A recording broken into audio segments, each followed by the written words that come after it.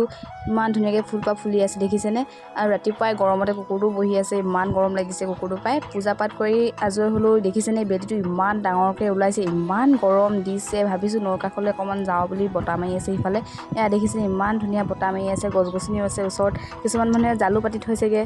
ইমান ধুনীয়া ঠাণ্ডা বতাহ মাৰি আছে, যাবলৈ মন যোৱা নাই। হ'লেও বেটাক স্কুল দেৰি হৈছে, বেটা মোৰ লগতে আহিছিলে, বেটাও গৈছেগৈ ঘৰলৈ এতিয়া, স্কুল ওলাবগৈ। স্কুল ওলাই মেলি হ'বগৈ, তাৰপিছত আৰু এয়া হ'লেই স্কুল ওলাই। তাৰপিছত বেটাক খাবলৈ দিলোঁ, বেটাক খুৱাই বোৱাই তাৰপিছত ময়ো খাওঁ বুলি ভাবিছোঁ। লাহে লাহে খাই থাকে আৰু, বেছি স্পীডো খাব নোৱাৰে। আজি ৰাতিপুৱাই 7টা বজাতে স্কুল এতিয়া আৰম্ভ কৰিছে, লগতে ময়ো খাই লওঁ। ৰাতিয়ে মাংস আছিলে, পুৰি লৈছোঁ, চাহ একাপ লৈছোঁ, সেয়াই ৰাতিপুৱাই ব্ৰেকফাষ্ট কৰি লৈছোঁ। তাৰপিছত দেখিছেনে ইমান গৰম পৰিছে, সেইকাৰণে সোনকালে কাম বনবোৰ কৰি আজৰি হওঁ বুলি ভাবিছোঁ। মিটিং এখনলৈ যাবলৈ আছে বুলি, কিবা হেৰিয়ৰ মিটিং হৈছে। কাম বনবোৰ কৰি আজৰি হ'লেও এতিয়া গা পা ধুই মিটিঙলৈ যাবলৈ ওলাইছোঁ। ইমান গৰম পৰিছে যিহেতু একো কৰিবলৈ মন নাই যোৱা, হ'লেও একো নকৰিলে মানেও বেয়া লাগে দিয়কচোন। লিপষ্টিক দেখিছে নহয়, ইটোৰ পিছত সিটো লিপষ্টিকো ট্ৰাই কৰিলোঁ।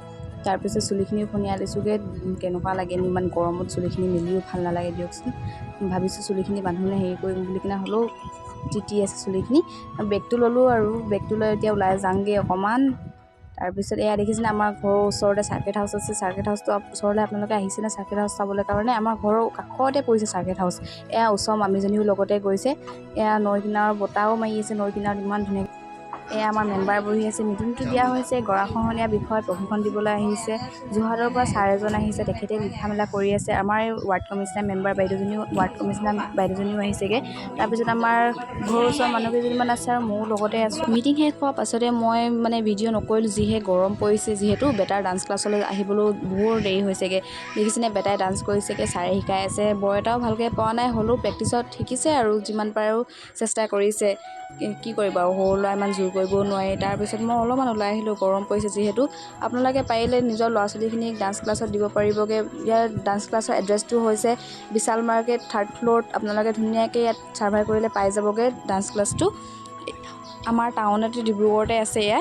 তাৰপিছত আমি অকণমান ওলাই আহি এয়া লাচ্চি দোকান পালোঁহি। লাচ্চি দোকানখন আছে ডিব্ৰুগড় চিটি টাৱাৰত। ইমান ধুনীয়া লাচ্চি পায়, বৰ টেষ্টি দেই লাচ্চি খাই কিনে। আপোনালোকে খাই চাবচোন কেনেকুৱা টেষ্টি লাগে। তাৰপিছত লাচ্চি খাই আহি ঘৰত আহি সোমালোঁ। এয়া দেখিছেনে ভোট জলকীয়া আচাৰ। এয়া ময়ো ভাত শাক ল'লোঁ, মানুহজনেও ভাত শাক লৈছে, সিফালে আছে মানুহজন। এয়া বেটাই আহিছে, বেটাই টমিক ভাত খাবলৈ কাৰণে।